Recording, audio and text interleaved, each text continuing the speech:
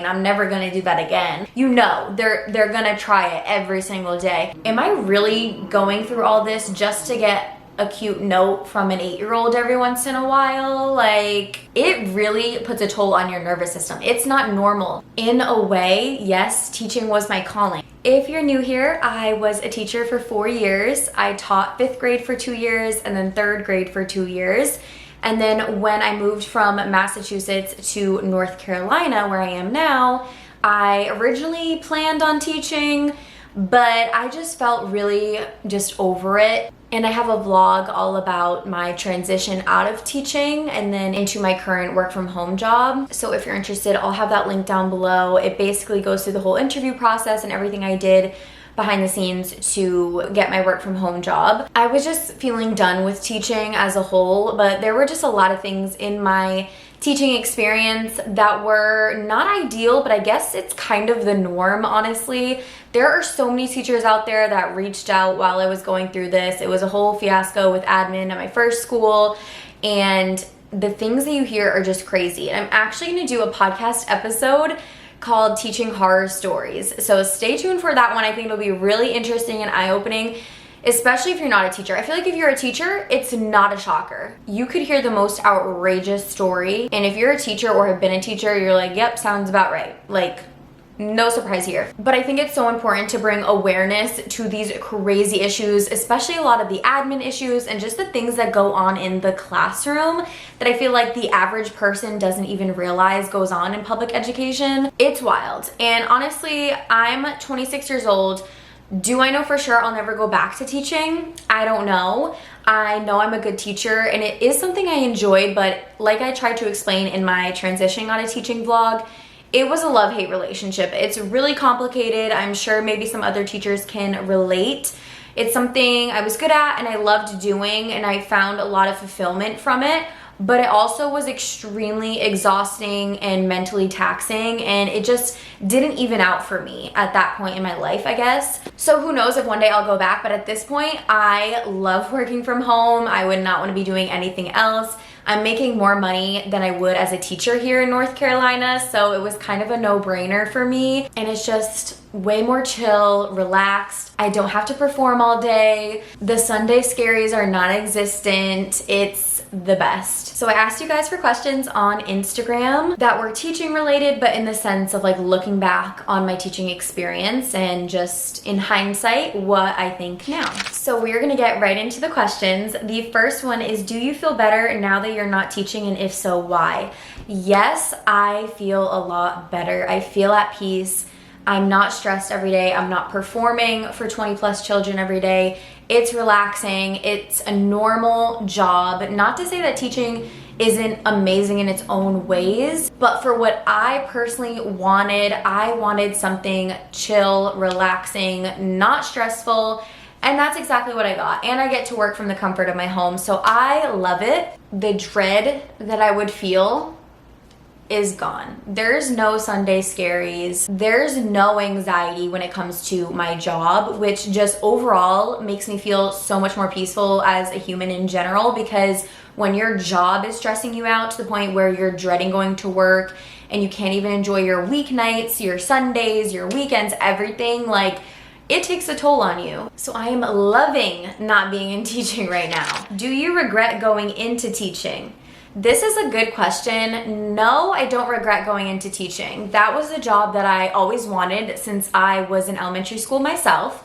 I've always wanted to be a teacher. I knew that was the career for me, and in a sense it was. And I kind of talked about this in my transitioning on a teaching vlog. In a way, yes, teaching was my calling. Like, I think that is the job that, based on my personality and heart and my skills, teaching is that job for me that utilizes all of my skills, all of my passion, and I can have that impact. So based on that, I do not regret going into teaching. There were definitely things about it that I loved, but it just so happened the things that I didn't love about it just weighed on me way more heavily than the things that I loved about it. So I definitely don't regret going into teaching. I got my bachelor's degree in elementary education and double majored in English, and then I got my master's degree in curriculum and instruction, which I wouldn't be able to get my current job right now working from home if I didn't have my master's degree because it was required.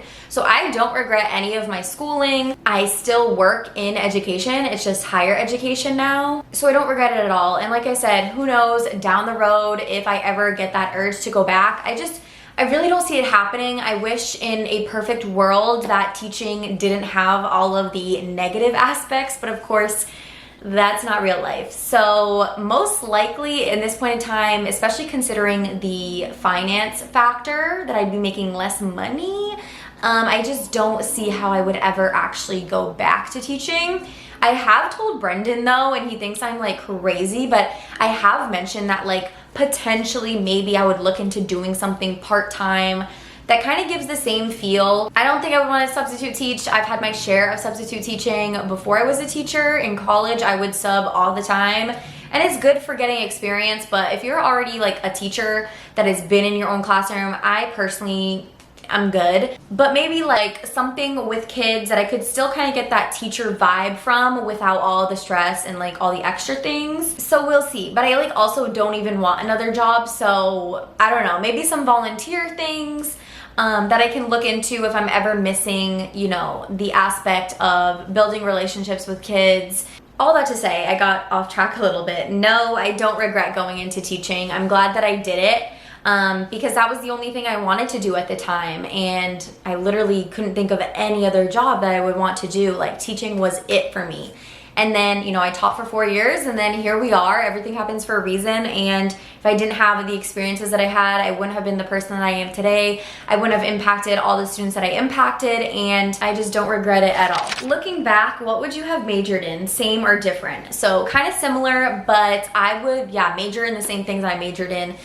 English has always been a strong suit for me, writing, reading, all that. I learned so much from my English major in college, so I definitely wouldn't change that. I wouldn't change my elementary education major in college. Again, that was what I loved and what I wanted to do so badly. So I definitely would not change it, and my degree is still useful to me today. So I'm happy with it and I wouldn't change it. Looking to leave, best ways to search for jobs that aren't teaching. LinkedIn is a big one, of course. It can be a little disheartening sometimes because LinkedIn is for, you know, the whole country or the whole world, so you're competing with a lot of other applicants. So I also recommend going on to like more local websites of businesses or companies that are near you, where you live. Honestly, just searching into Google, you'll be able to find more local things based on your location. But LinkedIn is a really great tool, and that's where I did most of my searching. Out of all of the jobs I applied for on LinkedIn, which was like an insane amount, I only heard back for interviews from 3 of them. But that was also because I was, you know, desperate to work from home and get out of teaching. So I was casting a really wide net, and that's not really the best thing to do. It's always recommended to really niche down into one specific job role and, you know, apply to only those specific jobs. But I was going for like academic advisor, student success coach, customer success roles. Like I was doing it all. So that's not really recommended by the, you know, job experts out there, but it all worked out. And I think it's good to get that experience just applying and the whole LinkedIn process. Reaching out and making connections on LinkedIn is a really big thing. You can connect with recruiters for whatever company you're interested in working for. Making those connections is ultimately what helps you get the job at the end of the day. Also, one of the jobs I applied for, I didn't end up getting, but then I got to like the top 3 candidates and then I didn't end up getting the job, but they stood in touch with me, and then they actually reached out a few weeks later with another role that was actually higher paying, but I had already accepted my current job, and that was like my dream work from home job. So those connections are really important, and you never know when you're gonna connect with someone when you're doing an interview or just chatting with them, and then it leads to a job opportunity. The next question is, do you ever miss it or regret your decision? I don't regret my decision at all. It was the best decision. It was the one I knew I needed. And like when you feel that way, you just know. Like, yes, we all get tired from teaching and burnt out. We have our days, but when you know it is time to leave, if that time comes for you, it might not, you'll know. You'll know deep in your bones. Like I felt it to my core. I couldn't do this next year. And so I didn't. So I don't regret it. Do I miss it? I said early on that I don't miss it at all. Initially, all I felt was relief. Like, I did not miss the back to school season. Like, when everyone was setting up their classrooms, I was like, have fun, I'm good. I was so relieved and even just anxious looking at back to school posts. It made me really, really anxious because I felt like I still had to set up a classroom and teach for a whole nother year when I didn't. But that's just how anxious I was I felt like I was still trapped. But I've now been at my new job for a little over 7 months now. So it's been a little bit of time. I still love my job. It is the best. It is everything I was hoping for in a work from home job while still having some connection to my roots of education. So it just worked out perfectly. And I love working from home. But there are little moments that will pop in my brain like, oh, I kind of missed that. Or like the other day I was looking through my teaching binder where I put like all my notes and cards and little trinkets that I got from students over the years. And it made me miss it to a certain extent, but I always know in the back of my mind that yes, there are things I would miss about it, but all the other things that went on were insane. And I very clearly remember the way I felt when things weren't going so good in teaching. And I feel like when you look back on things, it's always, as they say, with rose-colored glasses. Everything seems better when you look back on it, I feel like.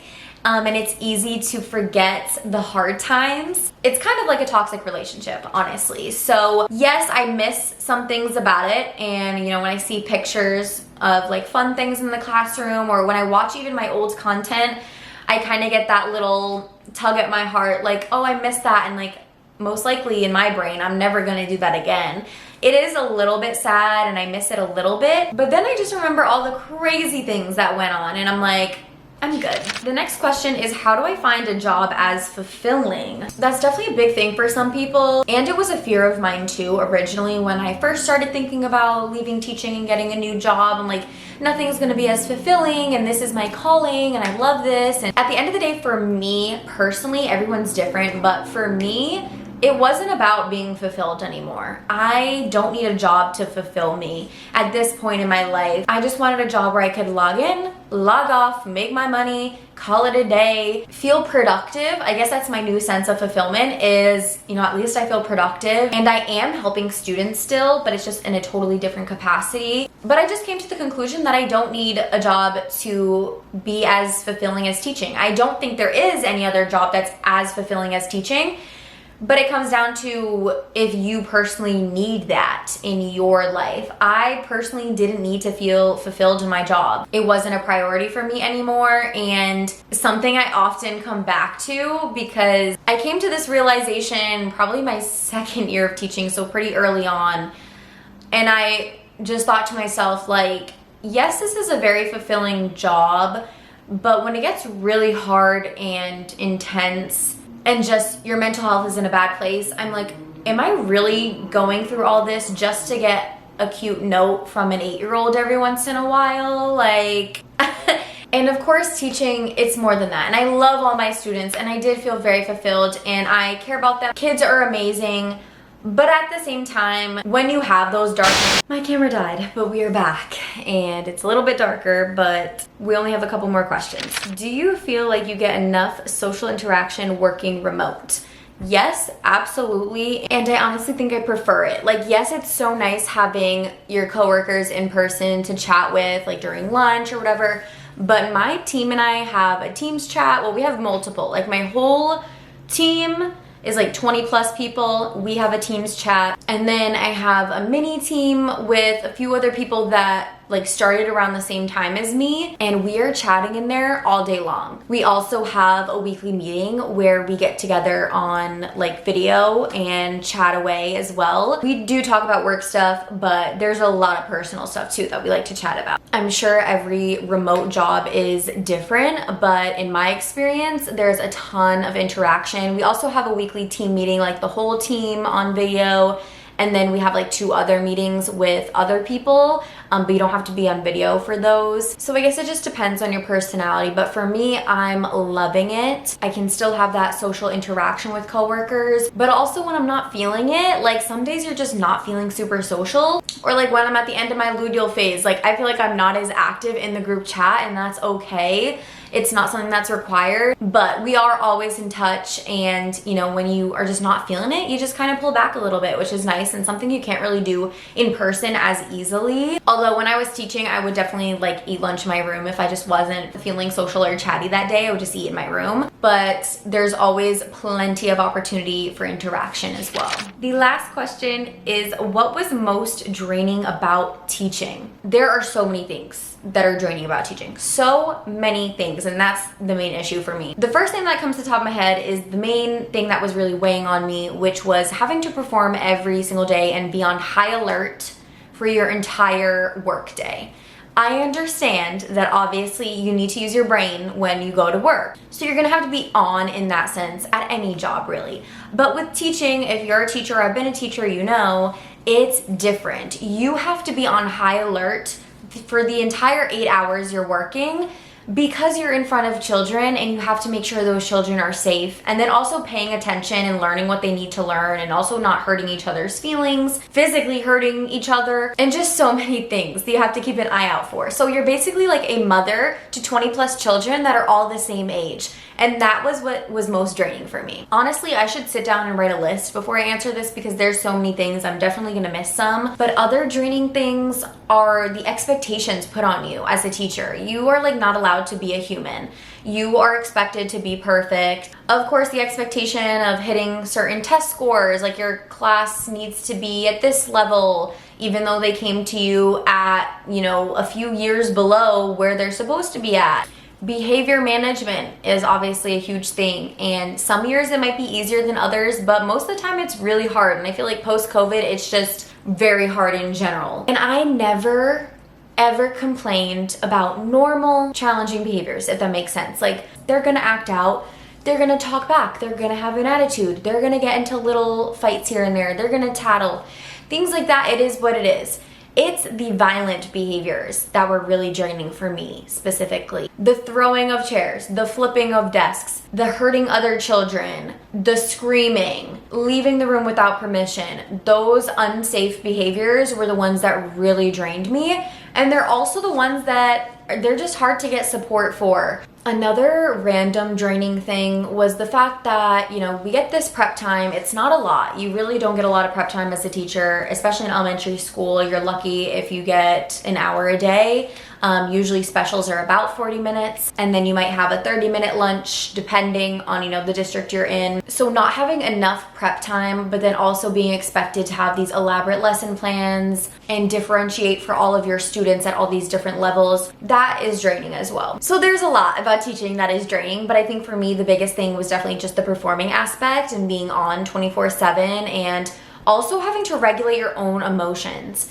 Yes, I'm an adult, and yes, I know how to regulate my emotions, but when you have 20 kids who are learning how to regulate their emotions and they're not doing a good job because they're still learning, that just puts my nervous system into overdrive. So I feel like I was always anxious and on edge, especially when you get into those ruts with certain students who you know they're gonna try it every single day, and it's like you can't even feel calm and relaxed. It really puts a toll on your nervous system. It's not normal to be in that state all day long. If I had my Aura ring while I was teaching, I would love to see the stress levels, because I guarantee you it would probably just be stressed all day long. And even with a really great class, like I had a great class my last year that I taught, my 4th year of teaching, and my body just still couldn't be fully relaxed, because you're teaching, you're performing, you're making sure everyone's doing what they need to do, constantly scanning the classroom. You just have a million things in your brain and things that you need to worry about and be on top of. It's just a really unique experience. And that's why I always like to say in videos about teaching, if you have never been a teacher, like, your comment is irrelevant. So don't even, if you're gonna leave a mean comment, don't bother, because you have never experienced it. So you're just not gonna know, you're not gonna relate, and that's fine. So those were the questions I got about teaching, looking back on teaching, and just in hindsight, some of my thoughts. Teaching is a really special profession, but it also just isn't valued enough. It just doesn't have enough ensured boundaries. Teachers should not be behavior specialists. Teachers should have enough prep time to actually do their job. Teachers should not be expected to do work for free and work after work hours. Teachers should not have to deal with kids throwing things at them. Teachers should not have to deal with unsafe behaviors. As soon as it becomes a violent or unsafe behavior, there should be a whole other task force. I don't know what it needs to be, but a teacher by herself or by himself in the classroom should not have to deal with that on their own. There also needs to be some accountability for students, even when they're young.